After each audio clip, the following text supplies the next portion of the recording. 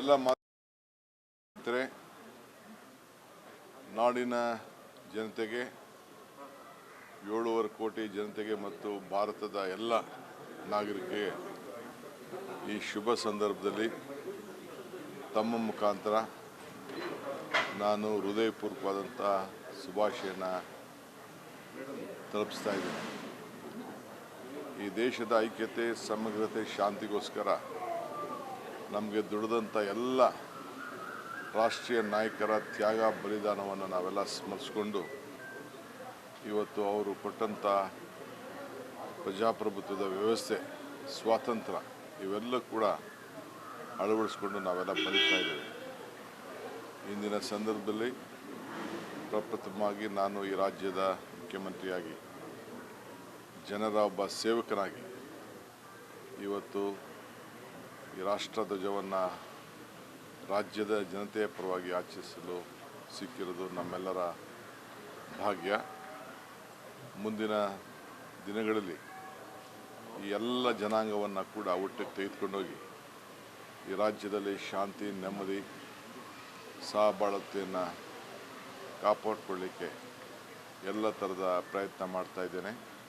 ನೀವೆಲ್ಲರೂ ಕೂಡ ಪುಟಾಣಿ ಮಕ್ಕಳಿಂದ ಹಿಡಿದು ಹಿರಿಯರವರು ಕೂಡ, ಮಠಾಧೀಶರಿಂದ ಹಿಡಿದು ಎಲ್ಲ ಅಧಿಕಾರಿಗಳು, ನಮ್ಮ ರಕ್ಷಣೆಯನ್ನು ಮಾಡ್ತಾ ಇರೋಂಥ ಎಲ್ಲ ನನ್ನ ಸೈನಿಕ ಬಂಧುಗಳು, ಕಾರ್ಮಿಕರು, ರೈತರು, ಎಲ್ಲ ವರ್ಗದವರು ಕೂಡ ಈ ಸಂಭ್ರಮವನ್ನು ಆಚರಣೆ ಮಾಡಿ ಈ ದೇಶಕ್ಕೆ ಶಾಂತಿಯನ್ನು ಮೂಡಿಸಬೇಕು ಅಂಥೇಳಿ ನಾನು ಪ್ರಾರ್ಥನೆ ಮಾಡ್ತಾ ಇದ್ದೀನಿ.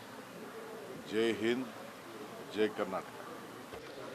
ಎಲ್ಲ ಮಾತರೆ ನಾಡಿನ ಜನತೆಗೆ 7.5 ಕೋಟಿ ಜನತೆಗೆ ಮತ್ತು ಭಾರತದ ಎಲ್ಲ ನಾಗರಿಕರಿಗೆ ಈ ಶುಭ ಸಂದರ್ಭದಲ್ಲಿ ತಮ್ಮ ಮುಖಾಂತರ ನಾನು ಹೃದಯಪೂರ್ವಕವಾದಂಥ ಶುಭಾಶಯನ ತಲುಪಿಸ್ತಾ ಇದ್ದೀನಿ. ಈ ದೇಶದ ಐಕ್ಯತೆ, ಸಮಗ್ರತೆ, ಶಾಂತಿಗೋಸ್ಕರ ನಮಗೆ ದುಡಿದಂಥ ಎಲ್ಲ ರಾಷ್ಟ್ರೀಯ ನಾಯಕರ ತ್ಯಾಗ ಬಲಿದಾನವನ್ನು ನಾವೆಲ್ಲ ಸ್ಮರಿಸಿಕೊಂಡು ಇವತ್ತು ಅವರು ಕೊಟ್ಟಂಥ ಪ್ರಜಾಪ್ರಭುತ್ವದ ವ್ಯವಸ್ಥೆ, ಸ್ವಾತಂತ್ರ್ಯ ಇವೆಲ್ಲ ಕೂಡ ಅಳವಡಿಸ್ಕೊಂಡು ನಾವೆಲ್ಲ ಬದುಕ್ತಾ ಇದ್ದೇವೆ.